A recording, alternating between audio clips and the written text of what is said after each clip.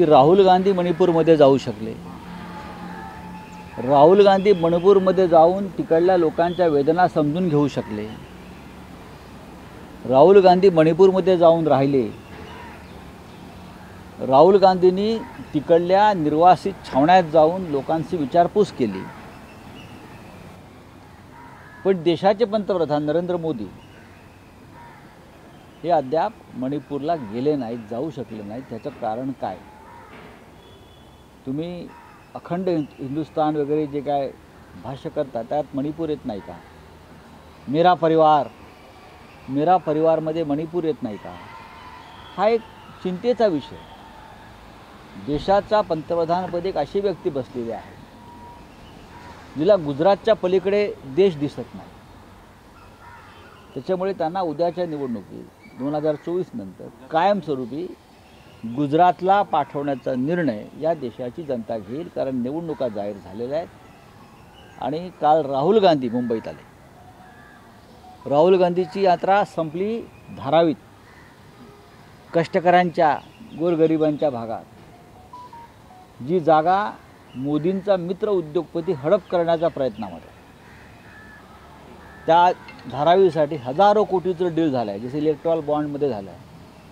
तिथे राहुल गांधीची यात्रा संपली आणि लोकांनी प्रचंड प्रतिसाद त्या यात्रेला दिला.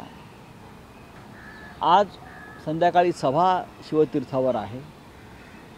देशभरातले इंडिया आघाडीचे नेते त्या यात्रेला येत आहेत. स्वतः उद्धव ठाकरे, माननीय शरद पवार जे महाराष्ट्रातले प्रमुख नेते आहेत देशातले, हे उपस्थित राहतील.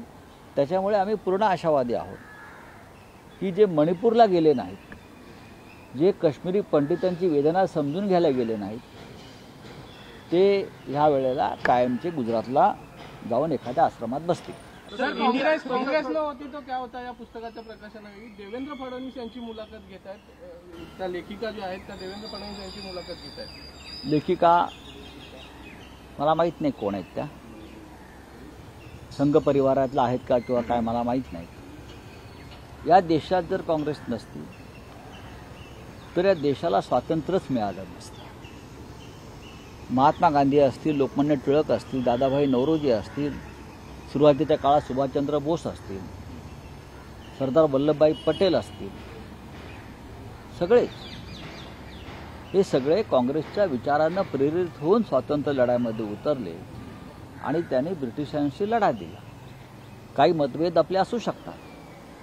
त्याच्यामुळे काँग्रेस नसती तर देवेंद्र फडणवीस, नरेंद्र मोदी, अमित शहा यांना अजूनही ब्रिटिशांची चाकरी करावी लागली असेल.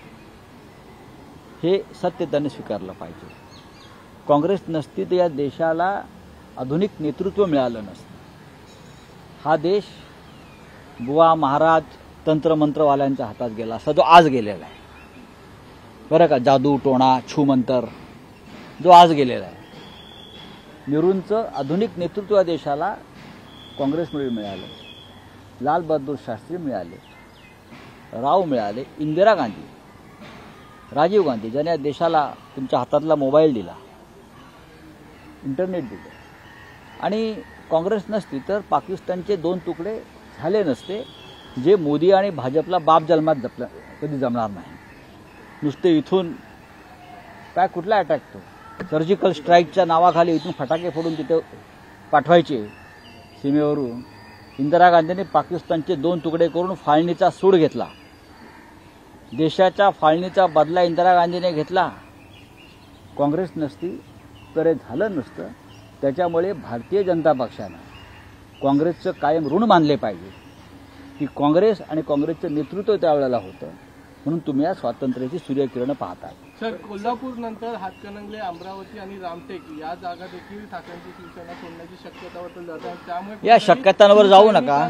मध्ये नाराजी पसरली. मला माझ्याकडे अशी नाराजी नाही, तुमच्याकडे कुठून येते हो? मी काल जागा वाटपाच्या शेवटच्या बैठकीला हजर होतो. मी स्वतः, शरद पवार होते काल, माननीय शरद पवार साहेब होते, के.सी. वेणुगोपाल, मुकुल वासनिक, रमेश चेंथिला, स्वतः अशोक गेहलोत होते. अशोक गेहलोत सुद्धा काल होते. जयंतराव पाटील होते. फार जितेंद्र आव्हाड, अनिल देशमुख, आम्ही बसलो होतो. आणि रात्री हा सगळा जो काही लहान सहान गोष्टी होत्या जागा वाटपातल्या त्या संपवून आज किंवा उद्या आम्ही घोषणा करू। सर हिंदी में जाना चाहेंगे, सीट शेयरिंग को लेकर सर कब तक फैसला आ जाएगा, क्योंकि 2 लिस्ट। देखिए हमारा फैसला हो गया है, ये बीजेपी की लिस्ट क्या है वो छोड़ दीजिए। महाविकास आघाड़ी का सीट शेयरिंग का फॉर्मूला नहीं है। पूरी सीट शेयरिंग 48 सीट 48 सीटों की हो गई है। आज राहुल जी की सभा है, रैली है, तो आज शायद टाइम नहीं मिलेगा, तो हम तीनों पार्टी के नेता एक साथ आकर सीट शेयरिंग का जो घोषणा है वो कर देंगे। आम्ही माननीय प्रकाश आंबेडकर साहेब म्हणजे बाळासाहेब आंबेडकर यांच्याशी आमची चर्चा सुरू आहे आणि असते, संवाद असतो लोकशाहीमध्ये, आणि लोकशाही मानणारे असल्यामुळे डॉक्टर आंबेडकर प्रकाश आंबेडकरजी आम्ही त्यांच्याशी संवाद कायम ठेवलेला आहे।